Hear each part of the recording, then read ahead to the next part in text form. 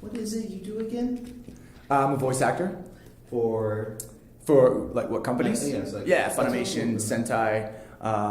That's primarily where I work anime-wise, and then I also do a lot of other voice-over stuff, commercial stuff. Like this year, I was the voice for all the radio and television commercials for the Houston Astros baseball team. So I've done stuff like that as well, and a lot of narration, industrial narration. So yeah, it's an interesting difference between those two things. Anime is much closer to acting, you know. I also do a lot of on-camera stuff and some theater as well. I come from the theater, so anime is a lot closer to acting than commercial or industrial type stuff. You have more than a minute of just saying stuff. You actually had to portray the character. Yeah, and it's more. Feeling based. I mean, there's more going on. There's more of a story. You know, it's less about. I mean, it's still about the quality of your voice. Certain anime characters I'll get cast in because the director or the company's looking for whatever characteristics they deem my voice to have. But then there's so much more story and narrative and what the character's feeling and what do they want, what are they going through, all that stuff, as opposed to a commercial or industrial where it really is more about the quality of your voice. Although they do want you to, they're trying to get across a feeling with the campaign or a demographic that they want to appeal to, and so that depends. That's about the acting and the voice as well. But yeah. Cool. So we'll just jump right into it. I remember you way back from when you played Orphan. Mm-hmm. Back when I was in high school. Yeah. Because I loved the video game and when the anime came out, I was like, yes. Right. Yeah, I didn't even know prior that there was the video game, but yeah. What would you say is like one of your favorite roles something that's really stuck with you throughout the years?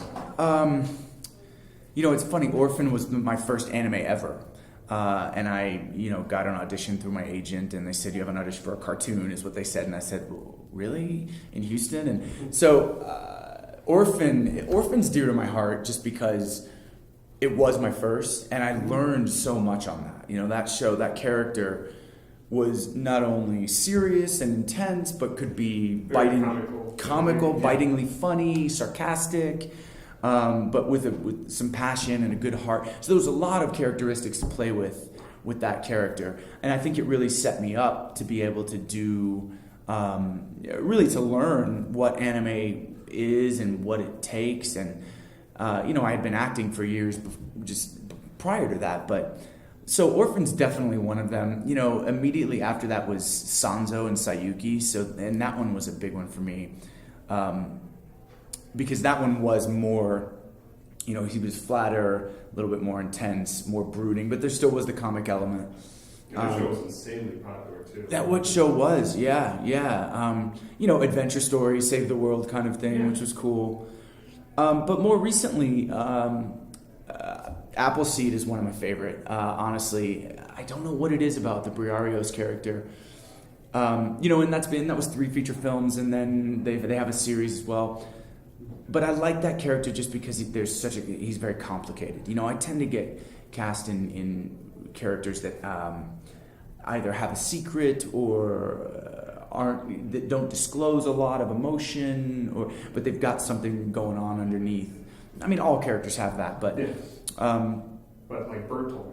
Yeah, right. Bertolt, I know. Exactly the same thing. He's the epitome of that, I mean, he's only got a couple scenes in the first season, and you just don't know what his deal is. When you see him in the animation back there a lot, kind of going, what is that guy? He's just watching, it's weird.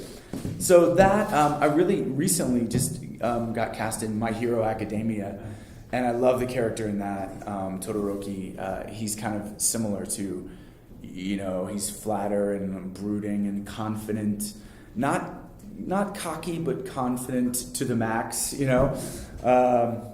Yeah, it's hard to say which are my favorite, but those are a few that really have spoken to me. So what first attracted you to theater and acting? I did a play in 4th grade, and I was a shy kid, and I found that, I did this play and people started responding to me in some different way. I think that was the like the little bug that was planted, But then I left acting, and then I was a musician all through middle school, and I was very shy in middle school. And it wasn't until high school again that I found theater. And it was mostly through singing. I started in the choir, and I was doing musical theater and stuff. And then the drama teacher said, "Hey, do you want to do a play?" And that's where it really was like, I like this, telling this story. But ultimately, I think what attracted me to it was, there's always those initial things of, this is cool, and, I can make friends this way, and people, respond to that or whatever. But ultimately, it's about telling a story, being a part of telling a story. That's kind of what we all do. In one way, shape, or form, we're storytellers in some way, and that's what's cool about anime is that the stories are so deep. There's some depth to them. There's some real stuff going on in certain anime, So I think that's what attracted to me overall, is just being a part of telling a story. The other part of that is getting to play a different person, getting to take on different characteristics, Every actor, no matter how transformative you are in a character, every actor is using parts of themselves, but you have to find that little part that might not be a big part of yourself and build it and kind of figure out, how do I play that? How is that primary?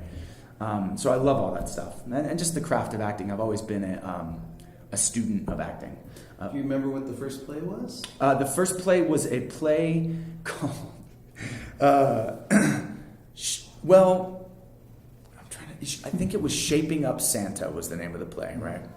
And I played an Italian pizza man who was kind of the villain because they were trying to get Santa in a shape, and I was delivering pizzas to Santa.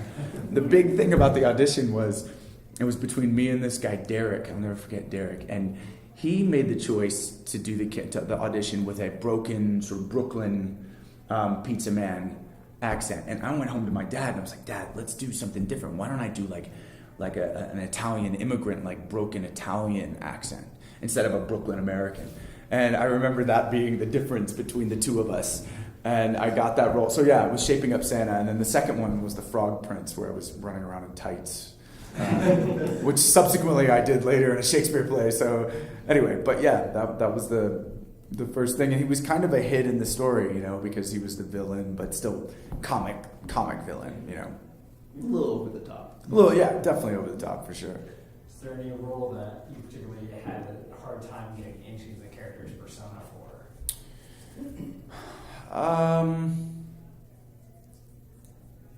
God, there are some, let's see. It always takes me a little bit of time at the beginning, just because I'm pretty hard on myself. I want to make sure it's right.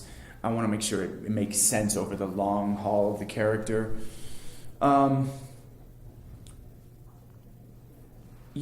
Just the latest one, Todoroki in My Hero Academia, he has so much backstory, but he's not seen that much in the first season. And striking the balance of, there's always this thing with, he's not expressive, right? He's not a very expressive character. My natural way of being in the world is pretty expressive. I talk with my hands, I speak pretty quickly.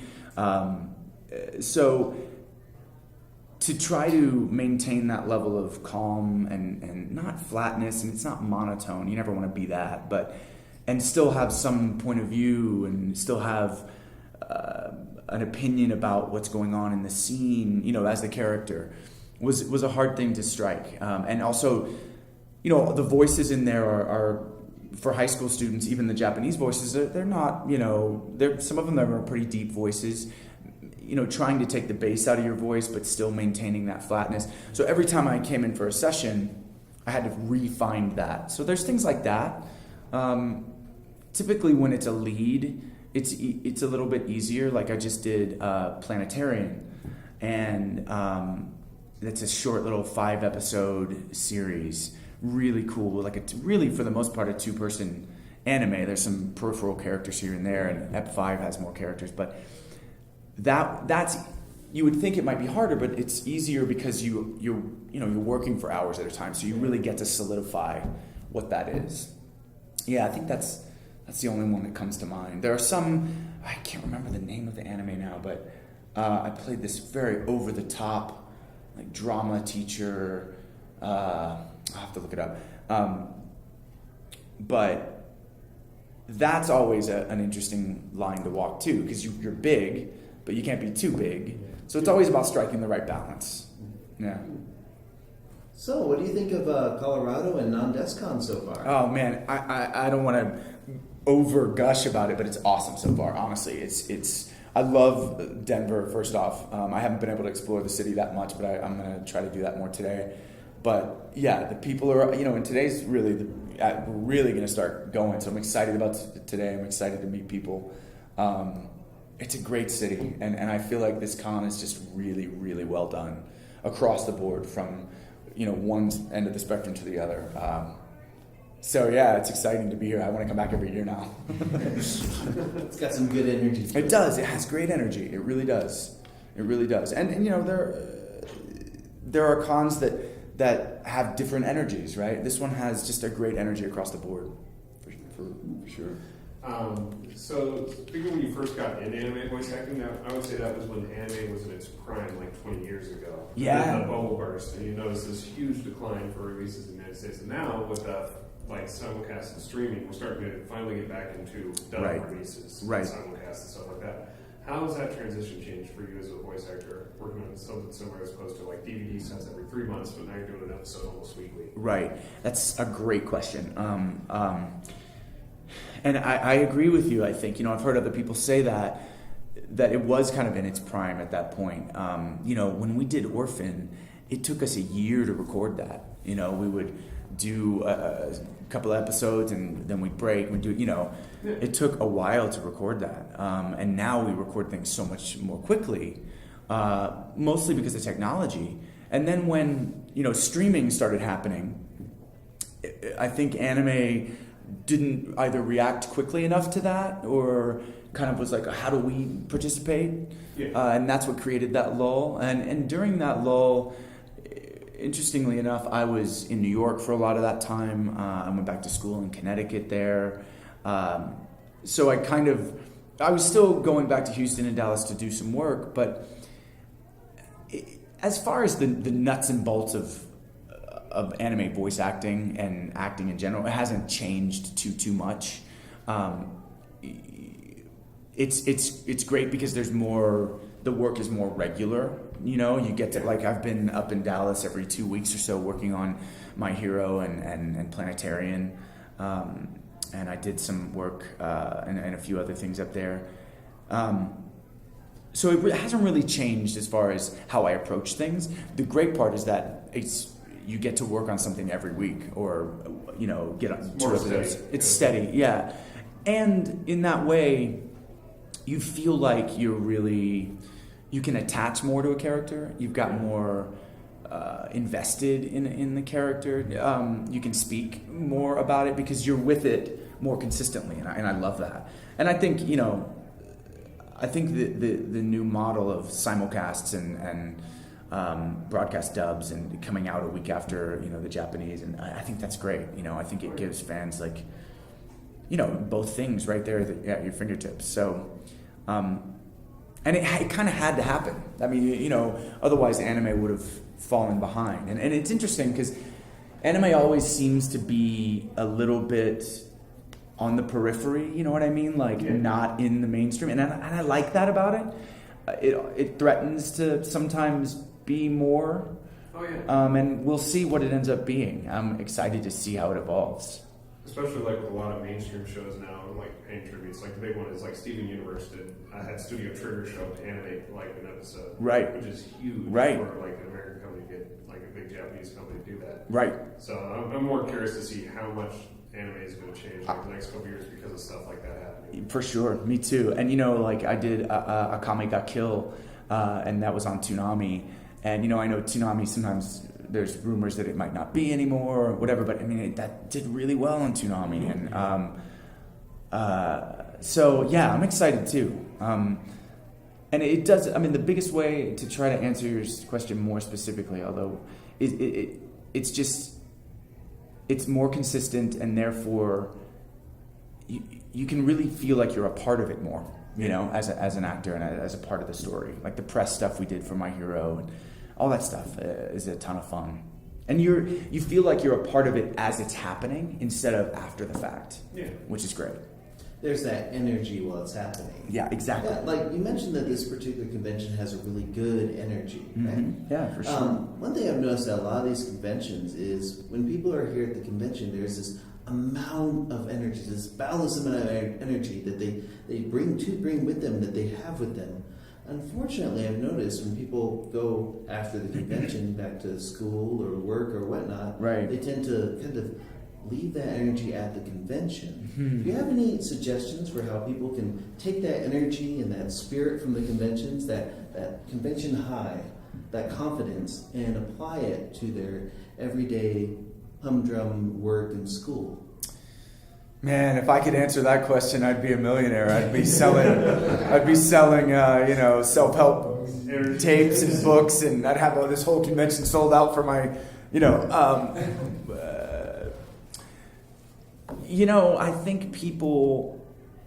I think the reason people have that energy at anime conventions is because they choose to come here for a lot of reasons. I think people feel accepted.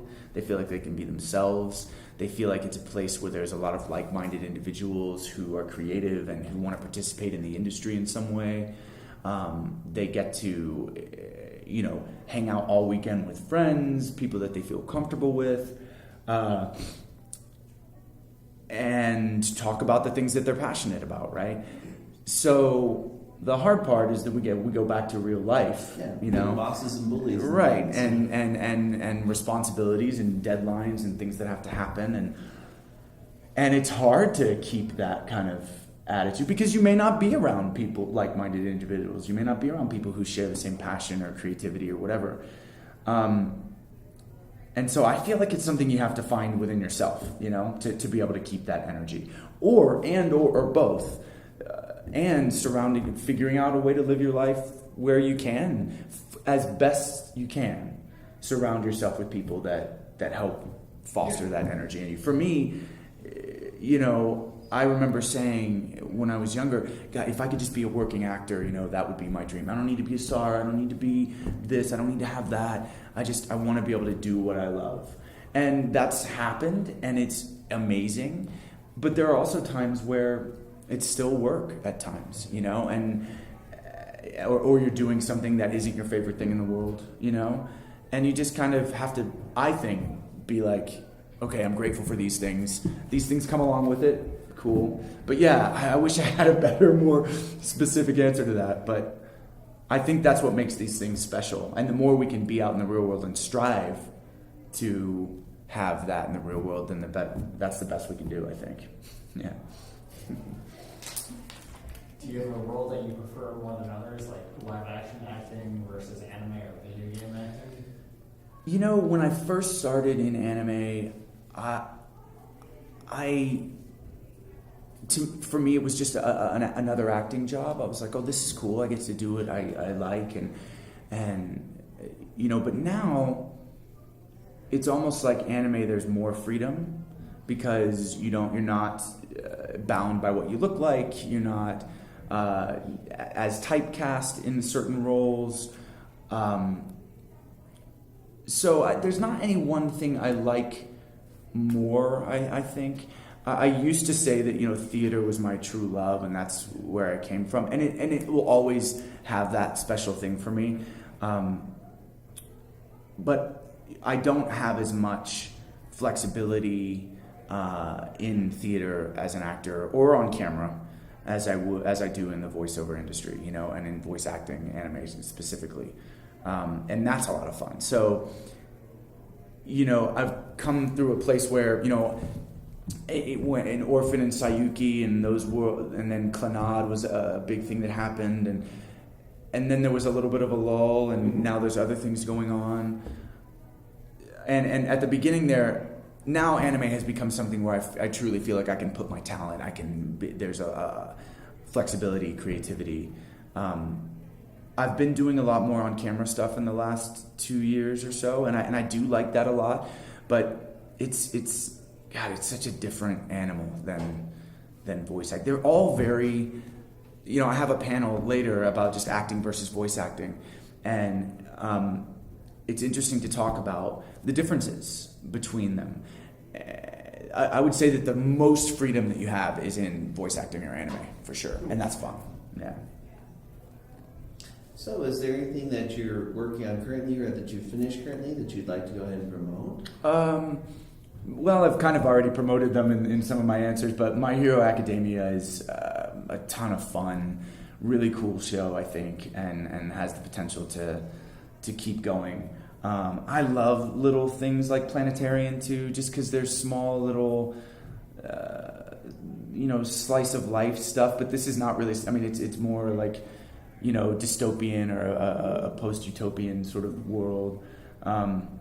So those are the two that are broadcasting right now that I really would love people to watch, and I always love feedback. I mean, one of my favorite things about going to cons is just getting people's responses and their thoughts and how it affected them. That's one of my favorite things as an actor. That is to, in theater we do these things called talkbacks where, you'll have on a Sunday matinee or a Thursday night or something, the audience will be invited to stay and have a response to the play. And I love those just because, that's what you do it for. You do it for the audience. If you did it solely for yourself or your ego, it just would not be fun after a while, So that just those two really. I'm excited for Attack on Titan. I hope that, I don't know when we're gonna do season 2, but I hope that it happens soon. Such a major I know. season 2. What's that? February. I know. Right, I heard that too. I heard spring 2017. I'm like, okay, well, Maybe when do we start? Yeah. Yeah. And then you got My Hero season 2 also starting up shortly too. Yeah. So we'll see what that's exciting. Where can we find you on social media or on the internet? The best place is Twitter. I'm pretty active on Twitter, and that's at David Matranga 1. I put the 1 there because there's another at David Matranga who's, I think, a baseball player. So that, and also I have 2 fan groups on Facebook. My personal Facebook I sort of just kind of leave alone. I usually promote stuff on my David Matranga Actor Facebook page where you can go like that. I post all updates and stuff there. And then there are 2 fan groups. Someone created David Matranga's Wolfmans from Wolf Children. And then there's just a David Matranga fan club page as well, or a group. So I'm pretty active in those, so definitely, yeah. So speaking of Attack on Titan, so Bertolt being like as serious as he is in the original show, how is it to go to dub him in the junior high? Yeah, man, it was really fun because when do you ever get to do that? When do you ever get to unless there's a prequel, which this is kind of a prequel. To be able to go back and think of this is what he was like in school, and this is what and try to find the similar characteristics and then the differences. That one episode where he's shy and he's trying to ask out Annie I mean, that was a blast, So, but it was also, I remember wanting to do a younger voice and Mike saying, no, let's stay closer to where we are, not wanting to differentiate it too much. Because, you got characters like Rhina or whatever who he's the same the whole way, which is funny and awesome. But yeah, it was a blast to get to do that. We started calling it Titan Babies. Yeah, I imagine taking something so serious and just okay, we're going to let you cut loose. Yeah, and that's not only was it the going back in time thing, but you're exactly right. It was much more of Attack on Titan is intense. Oh yeah. I mean, it's you have to take breaks and be like, okay, let me take a couple of breaths. But yeah, it was so much fun to do something lighter and just. Be able to goof off with it. Yeah. Slapstick. Yeah, totally. Yeah, I had a lot of slapstick in that too. Yeah. And it makes you, for the viewers, which I am as well, right? You get to see a different side. You almost get closer to the characters. You get to see different vulnerabilities, things that you might attach to. And then when you take them into season 2 of the real season or whatever real. those things, whether you like it or not, kind of come along with you. So it Yeah. kind of makes the characters have more depth too. It's cool. Earlier on, you mentioned that you started out with like band and stuff too. So what instruments do you play? Yeah, I play, well, I don't know if I say I play them now. I can play them. I was a trombone player. That was my big instrument that I almost went to a performing arts high school just for trombone. And then I play a little bit of piano as well. I grew up in a musical family. My parents were both singers, and my mom's was a music teacher her whole life. Playing the piano and guitar. So yeah, I've always been around music. So trombone, piano, a little bit of voice. I don't do as much of that, anymore, but it's definitely a big part of my childhood for sure.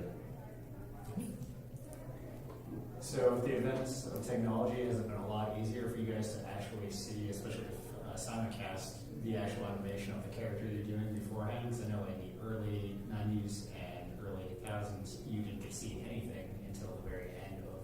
Yeah, for sure. I mean, for sure. Now, people used to ask me questions about research, and, it used to be like, I didn't do it. You'd walk in and you record, and the director would tell you something, and you fly by the seat of your pants. There's still that sort of, it's fast, and you just go with it. You make choices, as an actor, just do something. But yeah, I think for Planetarian, I watched each episode before I went and did it, which I don't do with everything. It depends on time and timeline, but yeah, it's made it, not only that, but all of the websites where you can read backstory, and you can get the mangas electronically, and there's two schools of thought. Some people don't want to over prepare, so you don't want to get stuck in a way of doing it and then get to the session and they want something different, and then now you're trying to unlearn stuff. So it's not like I go crazy with it, but yeah, it's amazing to be able to watch the character. Even if you were watching it with no sound or subtitles, just to be able to view facial expressions and what happens, or how do they move, or what do they do, it's invaluable. And I've always been the kind of actor that, my training is about homework and preparation, and so I like that aspect of it now. I remember sometimes they would book you for a show and you didn't even know what the title was. You'd be like, okay, and so it's definitely changed because we have so much more access. Yeah. With that increase of access, there's that increase of work. How do you schedule, or rather balance, work and family? Yeah, it's hard. It's hard. My family's really important to me. At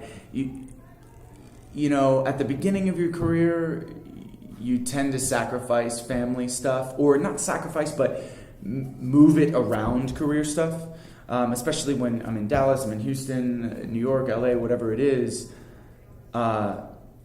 And juggling that with my other, if I take a play, like I'm doing a play in May next year, and so, I'll start to tailor my schedule and things around that. I don't do as many of those now because because they just are much more of a concentrated period of time that I'm not available for stuff. But I'll do it, I'll do a play when it's really exciting to me, or the material. Like this play, I'm getting to switch roles every night, so I'm playing two different characters, and one night I play one character, and the next night I play this other character. So that's like, as an actor, it's so much fun, and it's a ton of fun. So now I have to say, people understand scheduling stuff. So now I say things like, I'm booked that day, or I make my family stuff important and a priority. So I say I can't record that day. I need to record this day, or I switch things around. I make sure and give them both equal priority.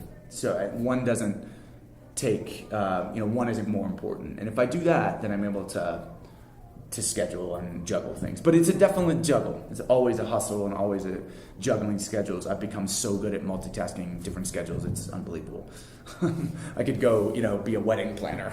But so yeah, it's pretty. But yeah, you just have to make it a priority. But it takes sacrifice, basically. Yeah. Oh, what's that play? It's called The Man Who Shot Liberty Valance. Oh. It's an old Western. It was based on a short story by this woman who was a historical Western fiction writer, And you know, way back in the day when that wasn't something that women were really, you know, doing, she's awesome. She has these great, and so they made it into a movie. It was a movie with John Wayne and Jimmy Stewart. And so there's the protagonist, the kind of the hero, and then there's Liberty Valance, who's the villain. So I'm getting to play the hero, and then the next night I'll play Liberty Valance, and then so I get to have. It's gonna be cool. Yeah, it'll be fun. I think that's all the time we have, actually. We're under 5 now. Okay, Yeah. cool. No worries, man. Thank you guys. very much. Yeah, That was thank you awesome. very much. Yeah, Thank you. great questions. Thank you.